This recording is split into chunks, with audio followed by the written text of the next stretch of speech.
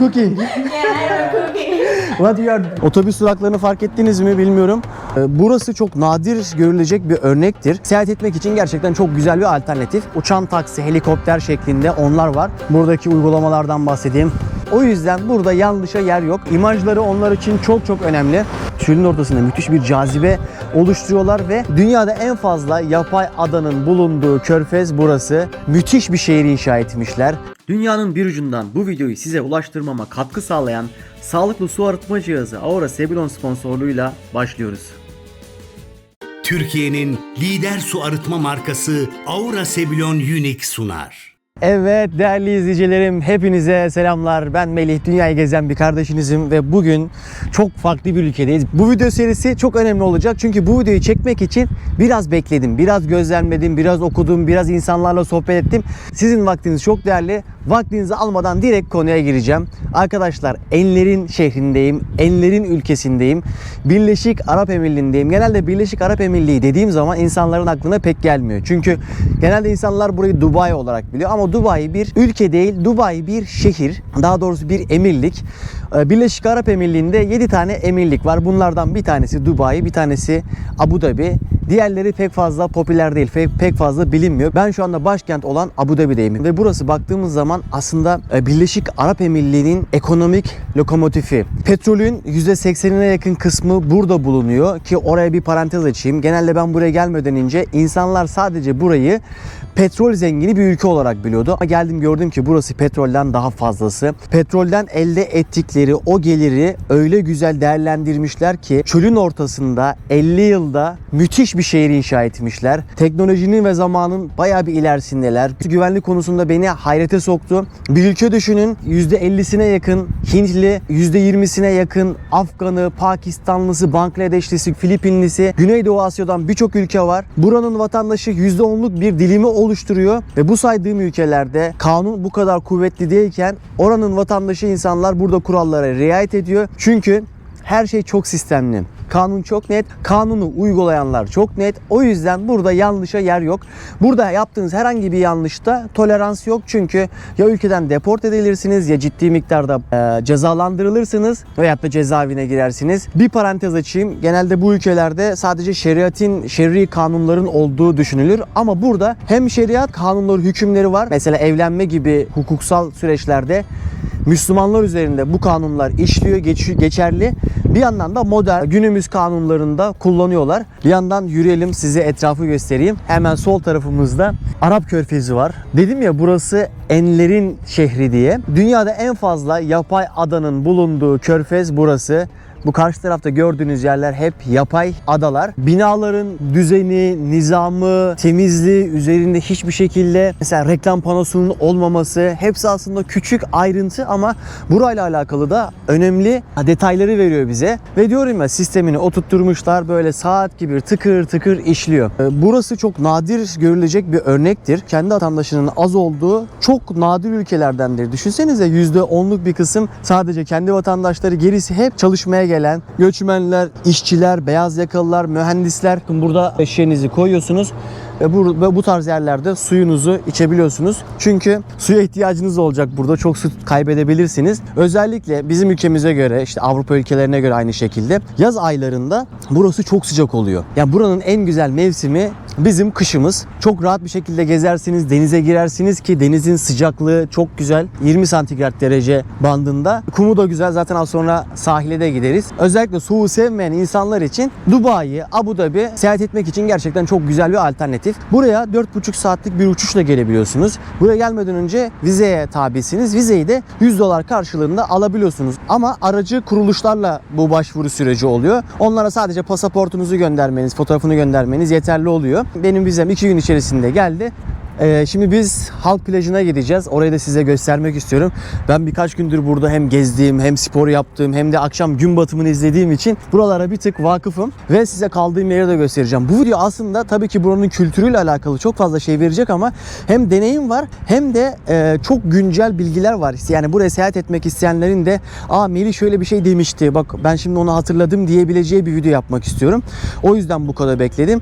Atlamadan geçerseniz aradaki o detayları da kaybetmemiş olursunuz. olursunuz. Ve geldik bembeyaz kumlu Abu Dhabi sahiline. Abu Dhabi Beach olarak geçiyor. Ben dün yine buradaydım. Elimdeki görüntülerden hep size vereceğim ki tek tip bir görüntü olmasın. Çok güzel bir gün batımı oluyor sol taraftan. Abi burada kurallar diyorum ya, tıkır tıkır saat gibi işliyor. Saat 5 oldu mu burada hiç kimse yüzerken göremezsiniz ve bunu herkes biliyor. Bu tarafta güvenlikler var. Can kurtaranlar bir defa düdük öttürdü mü artık herkes anlıyor ki denize girme saati bitti.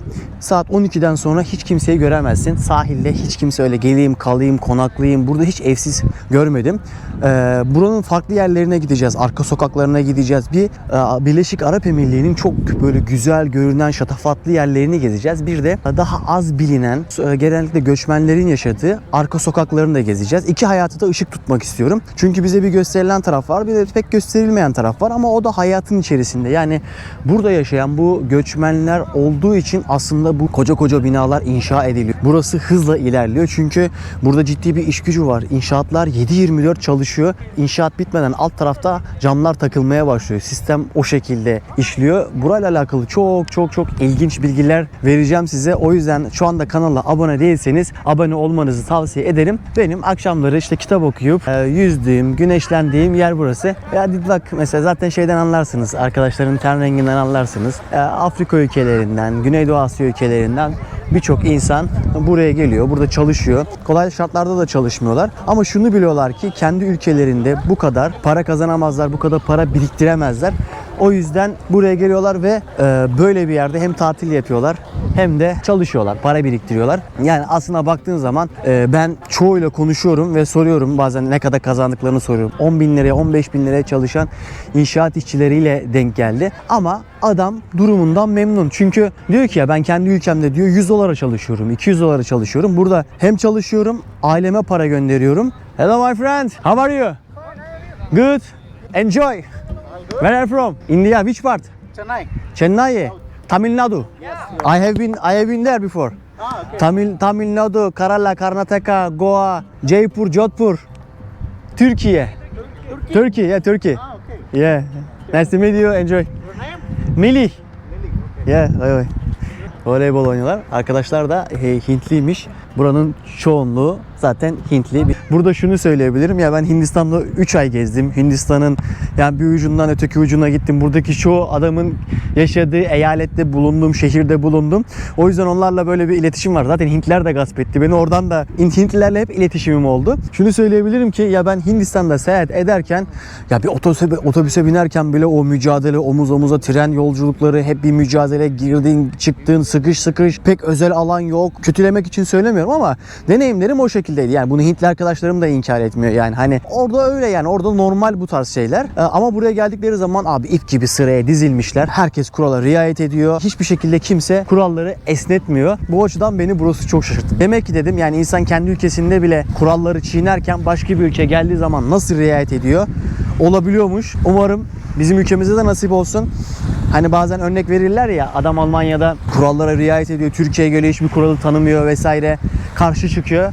Burada tam tersi. Ülkelerinde istedikleri suçları işliyorlar. Çoğunun ülkesinde rüşvet çok yaygın ama buraya geldikleri zaman kesinlikle yapamıyorlar. Ve düşünsenize bu ilerlemeyi çok kısa bir süre içerisinde yapmışlar. Bu yıl bağımsızlıklarının 54. yılı. 54 yılda çölün ortasında müthiş bir cazibe merkezi kurmuşlar ve 54 yılda, neden 54 diyorum? Daha önce İngilizler var burada, ondan önce Portekizler var ve bir bağımsızlık mücadeleleri var. Bu bölgede petrol olduğu için onlar da gelmişler ve bundan pay almak istemişler ama kurucuları Şeyh Zayed El Nahyan, kendilerine müthiş bir saygı var. Her yerde fotoğrafını görebilirsiniz. Diyor ki emirlikleri bir araya getirerek biz diyor Birleşik Arap Emirliği'ni kuralım diyor. 7 emirlik bir araya geliyor. 1950'li yılların sonunda petrol millileşiyor. Artık kendileri çıkartıyorlar ve 1960'larda da artık petrolü dışarı satmaya başlıyorlar. Ülke bir anda hızla gelişiyor. Burada Birleşik Arap Emirliği'nin Abu Dhabi'de böyle bir köy gibi bir yeri var. Hem hediyelik eşya satılıyor hem de buranın tarihine ait orada doneler var. O doneleri de görebiliyorsunuz. Orayı ziyaret ettim. Hemen buraya yakın bir yerde. Görselleri yine size vereyim. Abi orada buradaki insanların eski fotoğraflarını gördüm. Yani çıplak ayak burada balıkçılık yapan. Çünkü inci ticareti var burada. Denizden geçiniyorlar. Balıkçılar aslında baktığın zaman. Ama petrolle beraber bir anda Birleşik Arap Emirliği tamamen değişiyor. dünyanın her yerinden yatırımcı çekiyorlar. Ve yatırımcı gelince tabii ki de iş istihdam oluşuyor. Bu istihdamla beraber ülkeye ciddi paralar giriyor ve o paralar çok akıllıca kullanılıyor ve dünyanın en fazla turist çeken yeri haline geliyor. Dünyanın en büyük havayolları şirketleri burada kuruluyor. Müthiş bir lojistik servis var. Dünyanın önde gelen şirketleri burada ofislerini kuruyorlar ve burada faaliyete geçiyorlar. Petrolden aldıkları parayı gerçekten çok iyi bir şekilde kullanıyorlar. Mesela haberlerde falan görmüşüzdür, işte bilmem ne futbolcusu buraya gelip ev alıyor. Diğer insanlar aynı şekilde yatırım yapıyor. Bu kanuni düzenlemelerle olmuş. Çoğu ülke zengin olmak için çok yüksek vergiler kullanırken burada müthiş vergi kolaylıkları sağlamışlar. Araba alırken, iş kurarken çok kolay vergilendirme sistemleri var. Buradaki yaşayan insanlara Dubai'ye neden geldiklerini sordum. En önemli sebeplerinden birinin paralarını güvence altına aldıklarıydı. Kaldığım yerde çok üzücü bir diyalog yaşadım. Amerikalı bir iş insanı, bir yatırımcıyla bir denk geldik masanın etrafında. Konu konuyu açtı. Konu ticarete geldi ve daha önce Türkiye'ye geldiğini söyledi. Aslında iş yapmak için gelmiş. Sonra oradaki bir piyasa analizi yapmış. Oradaki insanlarla konuşmuş ve bana dedi ki, yani Melih, açık konuşacağım dedi. Maalesef Türkiye'de dedi ticaret ahlakı yok. Bir yatırım yapmak istemedim dedi. İnsanlar beni dolandırmaya çalıştı dedi. Hatta bir arkadaşını 1 milyon dolar dolandırmışlar. O da hala parasını almak için mahkemeye vermiş. Hani ve pek de ümidinin olmadığını söyledi. Coğrafi konum olarak mükemmel bir yerdesiniz dedi. Ama maalesef bunu kullanamıyorsunuz dedi. Ben de üzüldüm çünkü ben seyahat ederken ülkemin güzelliklerini göstermeye çalışıyorum. Yemek yemeyi seviyorsa başka bir şehrimizi yönlendiriyorum. Ve bu şekilde az da olsa belki ülkemin tanıtımını yapıyorum. Ülkemin değerlerinden, sanatçılarından bahsediyorum. Maalesef bu kelimeyi kullanacağım ama ahlaki yozlaşma, çürüme içerisine girmiş, sadece parayı düşünen ve parayı kazanmak için de her yolun mübah olduğunu düşünen insanlar ülkemizi bu şekilde temsil ediyor ve o yaptıkları dolandırıcılıktan dolayı da başka insanların da hakkına giriyorlar. Kendi ülkemizin vatandaşının da hakkına giriyorlar. Çünkü bir başka yatırımcı ülkemize sırf bu tarz insanlar yüzüne yatırım yapmıyor, gelmiyor. Oraya yatırım yapsa orada istihdam artacak, paraya girecek ve o parayla beraber refah seviyesi yükselecek. Çünkü bu insanlar da aynısını yapmış. Bu insanlar mesela neden buraya geldiğini söyledim. Bana dedi ki, çünkü hükümeti, buranın sistemi benim paramı koruyor. Kimse beni kandıramaz diyor. Burada diyor başına bir olay gelmiş. Adam burada su sporlarıyla alakalı şöyle lüks yatlar, jet ski vesaire kiralıyor. Birisi çarpmış. O kadar rahattım ki diyor. Gittim hemen başvuruyu bulundum diyor. Yapan kişi aradı, işte acaba hiç kanuni şeylere girmesek ben parayı ödesem mi diye beni aramaya başladı diyor. Aslında demek istediğim tam olarak bu. İnsanlar böyle güvenli limanlara parasını getirir, yatırır. Oranın yerli insanları, Emiratiler, ki onları da her yerde göremezsiniz. Onların beyaz böyle geleneksel bir kıyafetleri vardır. Karşılaştığım, sohbet etme fırsatı bulduğum Emiratiler de oldu. Gelir seviyeleri yüksek. Buranın hükümeti onlara çok güzel şanslar, imkanlar sağlıyor. Kendi vatandaşına kendisini değerli hissettiriyor. Koruyor, kolluyor. Ve onları mümkün olduğunca potansiyelin en iyi yerlerinde değerlendiriyor. Güzel yerlerde konumlandırıyor ve çoğu ülkesine bir şey katıyor, bir şekilde hizmet ediyor. Yani tabii ki istatistikleri araştırdım ama kadın nüfusu erkek nüfusuna göre çok az. Bunun en önemli sebeplerinden bir tanesi ekspatlar, yani göçmenlerin buraya gelip çalışması. Çünkü çoğu bedensel güçte çalıştığı için, bazen ağır işler yaptığı için erkek nüfusu çok fazla gelmiş. O yüzden oran 4'te 1 oranında yani. Eğer buraya böyle bir haftalığına geliyorsanız, ekonomik durumunuz da iyiyse bence araç kiralayabilirsiniz. Çünkü burada araç kiralamak çok pahalı değil. Yani fiyat soracaksınız ama yani şöyle söyleyeyim, 3.000 liraya da kiralayan duydum ama bazı insanlar buraya gelip lüksü deneyimlemek istiyor. Diyor ki ya ben buraya gelmişim, hayatımda bir defa şu lüksü deneyimleyeyim, çok güzel yerlerde yemekler yiyeyim, restoranda burası çünkü bunu size sunuyor. Çok güzel arabalarla gideyim. Hayatında yani Türkiye'de bulamayacağı veya da çoğu ülkede bulamayacağı, bulsa bile çok fahiş fiyatlara kiralayacağı lüks araçlara burada ucuza binebiliyor. Diğer ülkelere kıyasla diyorum. Bunun yanında ben sırt çantalı bir gezginim. Uzun soluklu gezdiğim için öyle lüks gezemiyorum. Lüksü aramıyorum. Buradaki ulaşım üzerine birkaç tane alternatifi size söylemek istiyorum. Çoğu ülkede aslında taksicilere böyle bir güvensizlik vardır. Yani taksicilerin insanı dolandıracağına dair böyle bir kaygı, bir korku vardır. Ama burada eğer taksi yazan bir araç görüyorsanız, sarı renkli, kesinlikle gönül rahatlığıyla durdurabilirsiniz. Hatta mümkünse taksi yazan araçları durdurun. Uber gibi diğer uygulamalar da burada. Ama fiyat olarak en uygunu o National Taxi dedikleri taksiler. Bunun yanında toplu taşımaya gelelim. Dünyanın, dedim ya, enlerini barındırıyor burası. Dubai'de dünyanın en uzun insansız metro hattı var. Metro işliyor. Ben kısa bir süre içerisinde sistemi çözdüm. Zaten Google Maps'e yazıyorum, bana her şeyi gösteriyor. Bineceğim otobüsü, durağı vesaireyi ve genelde saatler uyuyor. Bazen bir rotor oluyor, çok küçük rotorlar oluyor. Orada da yazıyor işte rotor oldu diye. Özellikle otobüs, metro çok uygun. Yani 3 dirhem, 5 dirheme bir yerden bir yere gidiyorsunuz. Şehrin bir ucundan bir ucuna 5 lira, 50 liraya gidiyorsunuz. Yani aynı yolu ben taksiyle de gittim. O da 500-600 liraya falan tekabül ediyor. Taksiler de çok ucuz. Yani toplu taşımayı çok rahat bir şekilde kullanabilirsiniz. Hemen bir kart aldım. Size o kartları da göstereyim. Hızlı hızlı gidiyoruz sizin için, çünkü size o kadar çok şey bahsetmek istiyorum ki. Şimdi şu Abu Dhabi için kullandığım kart. Bu da Dubai için kullandığım kart. Bu kartla aynı zamanda Abu Dhabi Dubai arasındaki otobüsleri de kullanabiliyorsunuz. Tabii ki çok uyguna geliyor. Yani 300 liraya falan gidiyorsunuz. Bunları almanın bedeli de işte 20 dirhem, 30 dirhem, yani 200-300 liraya tanesini alabiliyorsunuz. İçerisinde biraz da hatta kredi bulunuyor. Benim çok işimi gördü açık konuşmak gerekirse. Hani ben gittiğim yerlerde biraz uzun soluklu kaldığım için çok fazla toplu taşıma kullanıyorum. Zaman konusunda da pek acelem yok. Bu da birdeki bus station'a gidin, deyin ki orada ben kart almak istiyorum. Zaten kolay bir şekilde hemen 2 dakikada size veriyorlar. Ama dediğim gibi ya ben Melih geleyim burada biraz lüksü deneyimleyeyim derseniz araba kiralamak çok uygun. Araba fiyatları çok uygun. İnsanın canını sıkacak şekilde fiyatlar var, böyle diyorsunuz ki yani böyle bir ister istemez insan kafasına bir kıyaslamaya giriyor.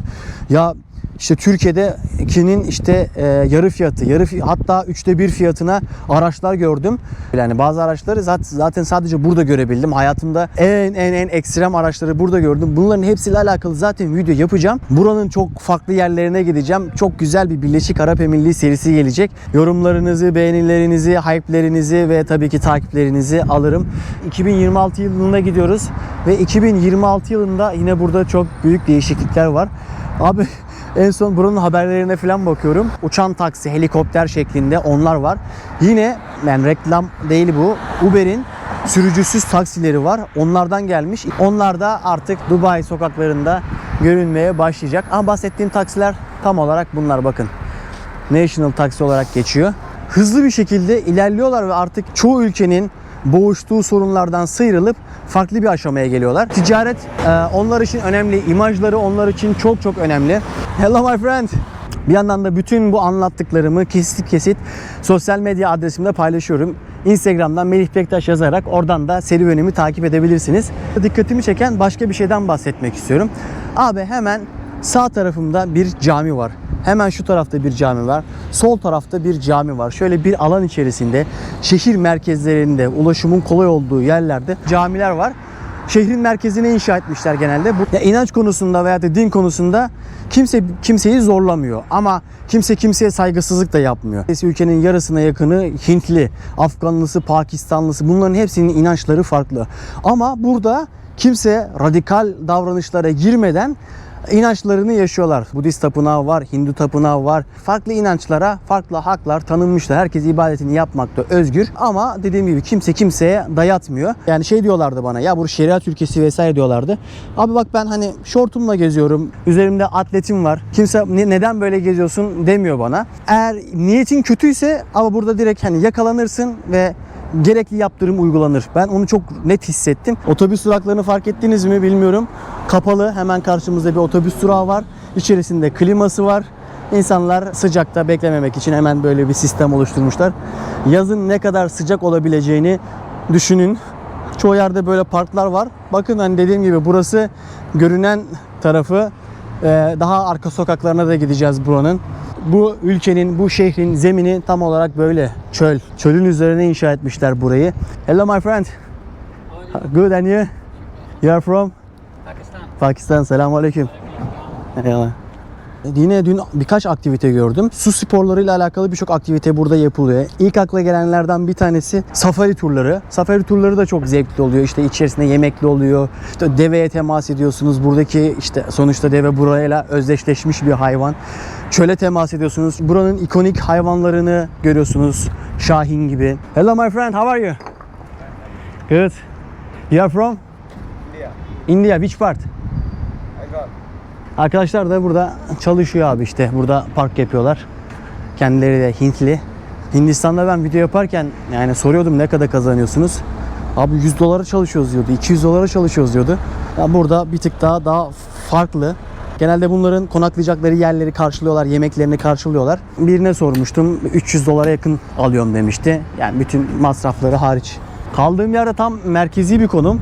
Denize de çok yakın ve geldik kaldığım hostele. Lunar Hostel diye bir yer. Abi içeri ayakkabıyla girmiyoruz zaten. Hemen terliklerimizi giydik ve size iç tarafı şöyle göstereyim.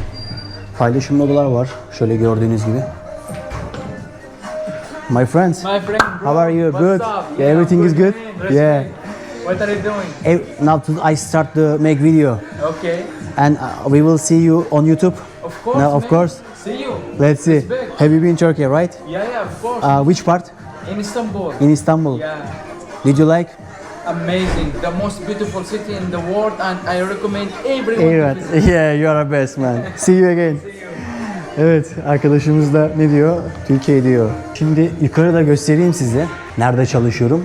Hostel ortamını seviyorum. Evet, gerçekten paylaşımlı alanlar, bazen rahatsız edici insanlar oluyor. İnterneti çok iyi ve çok hızlı. Tam böyle dijital göçebe olabilmek için güzel bir yer. Buranın sadece dezavantajını söyleyeyim.